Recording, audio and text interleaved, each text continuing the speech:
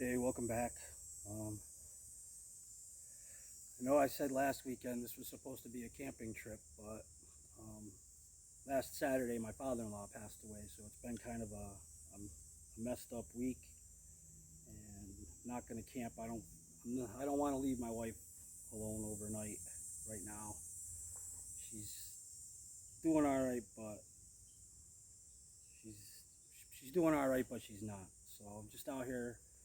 I had to come over and do a little bit of work and fix up her hunting blind. And I got a couple little small pieces of gear I want to test out. And I'm just gonna make a little fire, have some coffee, maybe some lunch, and just try to chill out and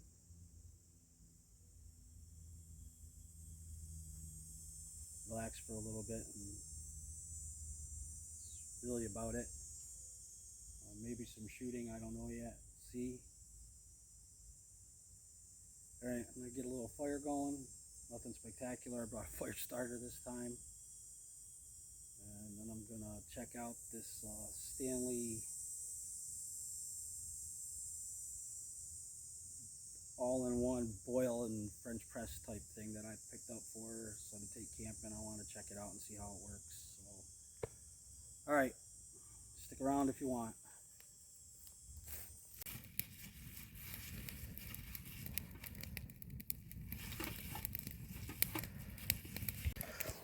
So I got my little grate on there. Got the pot going.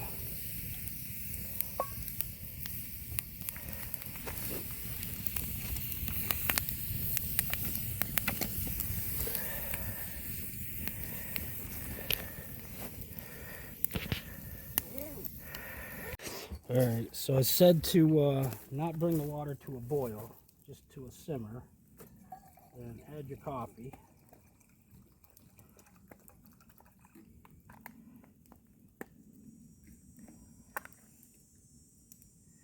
Got some ashes in there too, just for some added flavor.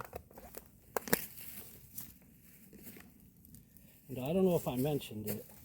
It comes with the press and everything, but it doesn't come with the cups. So if you want to use the cups, you have to. Daddy long legs. I don't want my coffee. You have to buy the cups separately if you want something that'll actually nest in there.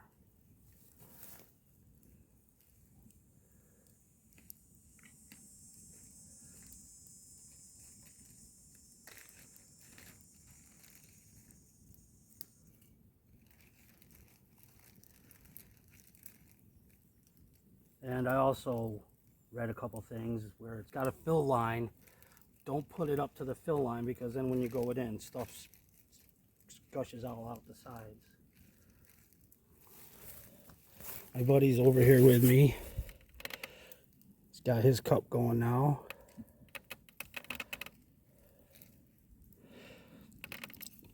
It stinks that I kind of can't share stuff because I gotta have decaf coffee, and I don't blame him. Nobody wants to drink decaf coffee that doesn't have to.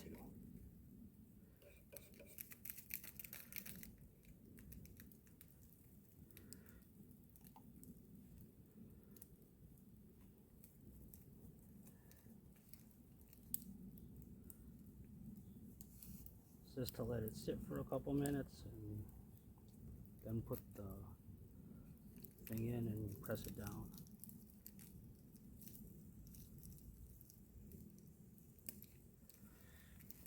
So we'll let it sit for a couple minutes and steep, and we'll get back to you. So here's a quick tip. If you have one of these small grates and you put them in a fire,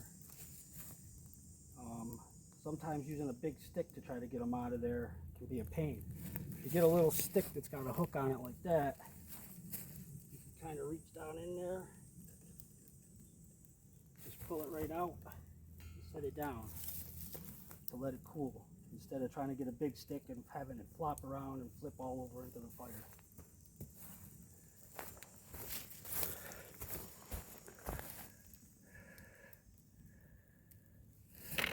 All right, I think this should be okay now.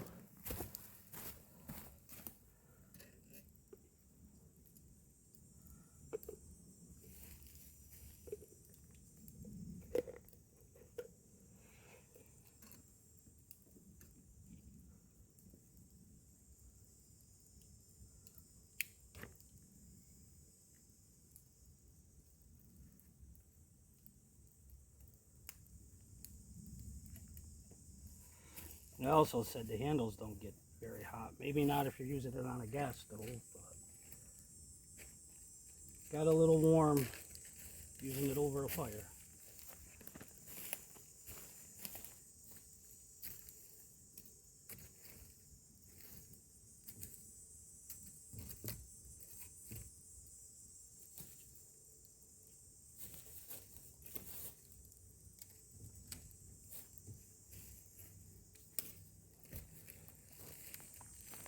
And I guess you're supposed to let it kind of sit for a few minutes more.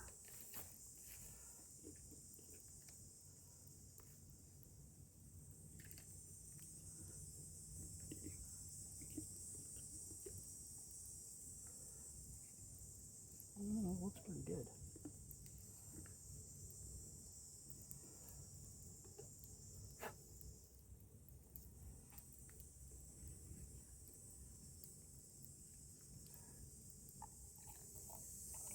Oh, yep, comes out of the bottom a little bit. Comes out of here.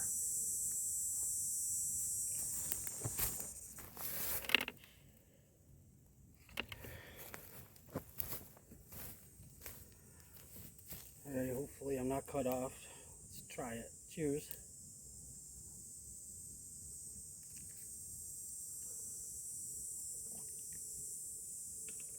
It's pretty good. Not really super strong. Probably didn't let it steep enough, but it's not weak.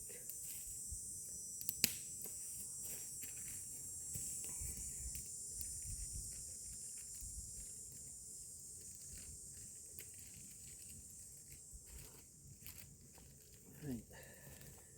I'm gonna sit down and enjoy some coffee now for a little while.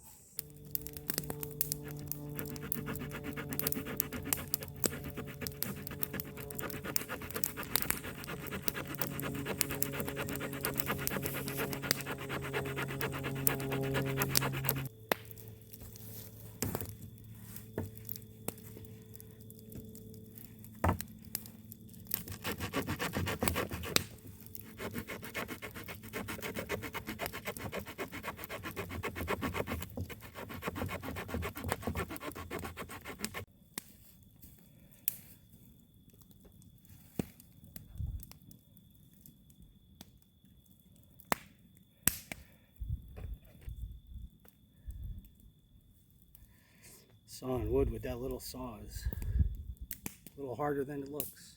I wanted to take a minute just to say something I've been thinking about for a lot of years, and kind of this past week kind of refreshed it in my memory that, for lack of a better term, a lot of times we take advantage of people or take people for granted that we care about. Not so much as in, hey, can I borrow $1,000 and not paying it back. I mean, we tend to always think they're always going to be there until they're not. And so, you know, if you have this thing where, geez, maybe I should give my parents a call and say hi. Maybe I'll wait till tomorrow. Do it while you're thinking about it. Don't wait till tomorrow, because you don't know what tomorrow's going to bring. You know, and on those same lines, you know, if this one I kind of follow myself since for a couple of years. If you want to go do something and you're physically able to go do it, go do it. Don't always say, well, I'll do it tomorrow, because you don't know what tomorrow's going to be. You might not be around tomorrow. So, not a public service announcement or anything like that. I know sometimes I get up on a soapbox, but I'm really just saying, you know, sometimes you look at people and, you know, you just always think they're always going to be there. Sorry, my glasses are fogging over. You know, they'll be there tomorrow. They'll be there next week. So, you know, that old expression, you know, don't put off till tomorrow what you can do today when it comes to family members and friends and stuff like that. You know, live by that, you know. Give your brother a call. Give your cousin a call you haven't talked to. Give your buddy a call and just say, hey, how you doing? Not a text. Not a text. Don't send them a message on Facebook. Use a phone for what a phone is supposed to be used for. Make a phone call. Alright, that's it for that one. Cheers. I'm going to go back to looking at our fire and sweating our balls off. So this used to all be heavily wooded.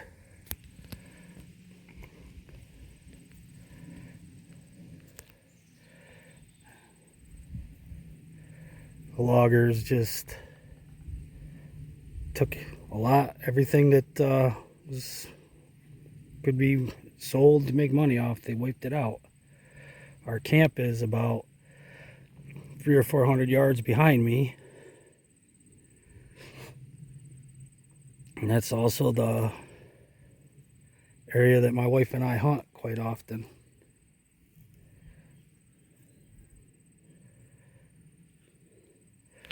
Could be good for deer season, could be bad. We'll see what happens this fall.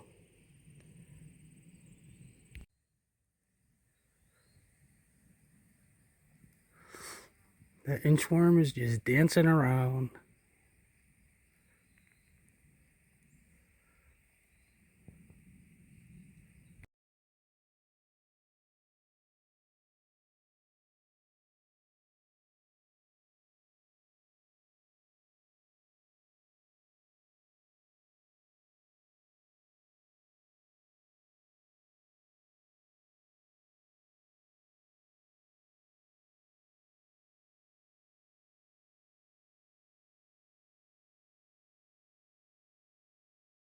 So we're getting ready to do some lunch.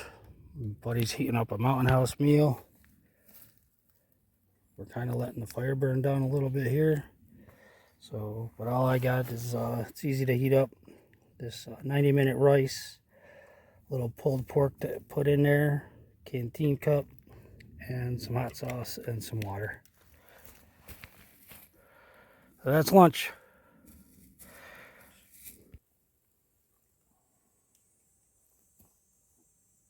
So, Spanish rice and pulled pork isn't too bad. This, I'm not always a fan of the actual Louisiana brand hot sauce, but they had these for $1 at Walmart, and this is supposed to be the hotter one, and it actually got some kick to it. So,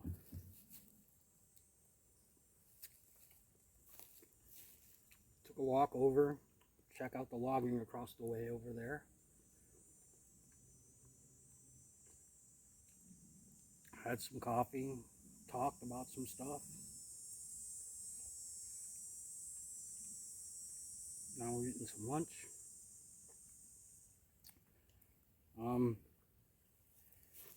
Kind of like that little Stanley press there. I like that a little bit better than I did my Beskar titanium one. But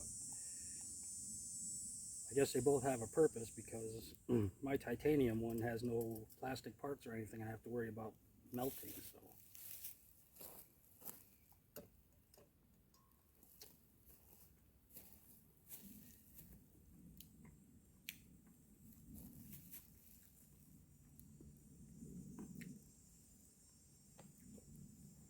I was gonna go stump hunting, but changed my mind.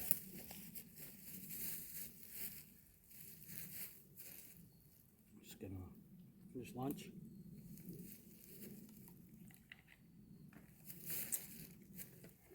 And pack it out of here.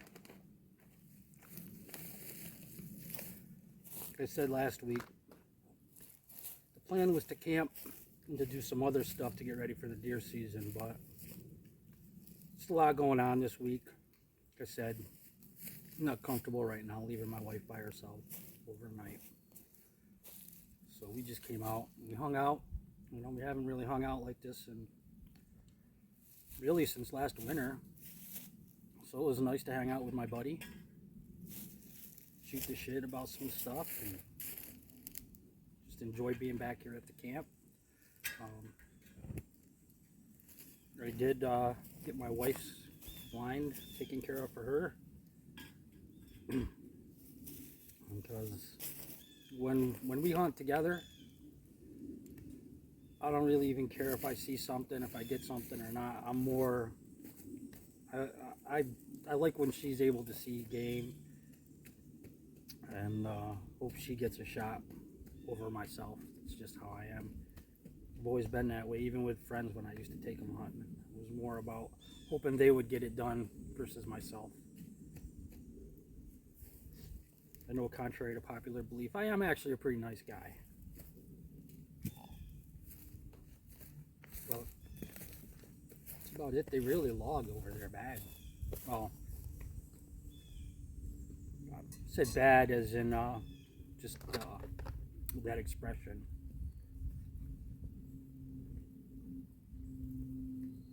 Um,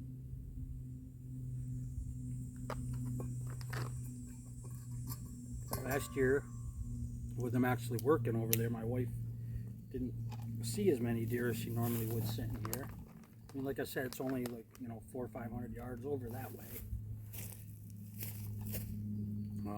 But they're gonna have browse, so maybe maybe they it didn't drive them out so bad. Maybe they're still around. I know the property owner is still seeing them, but not as many. But, it is what it is. It's hunting. It's about being out here and enjoying yourself just as much as it is about when you get to kill something.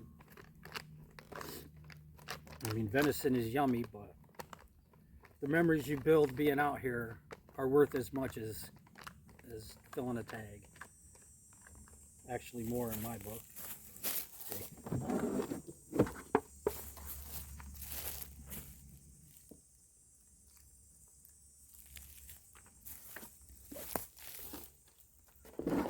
Very warm out here.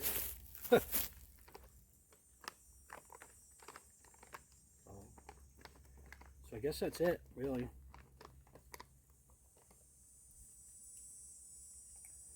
Not much going on, Did manage to get a little something to do a little bit of teaching in this one with the little hook stick to get the cooking grate out. You could do the same thing if you've got those bigger grates. Some of them, they come with a little hook that you can use to pull them out of the fire. Something I found is a heavier weight.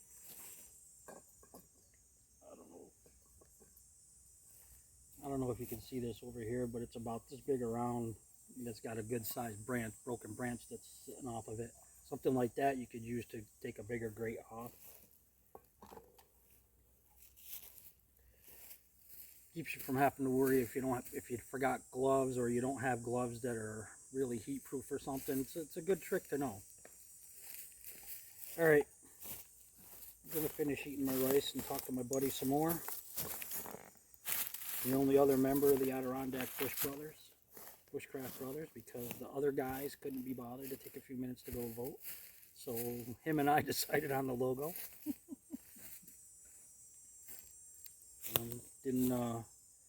Wasn't really too bad. I mean, it only cost me about $20 to get the two logos made up, and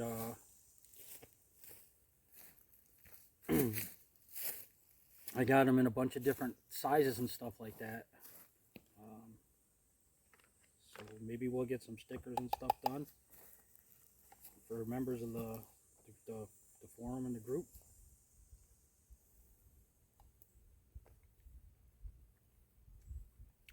Patches maybe next year. It's pretty expensive to get like 10 batches made. Alright, that's it for this one. Don't know if I'll have another one with everything that's going on until the September trip.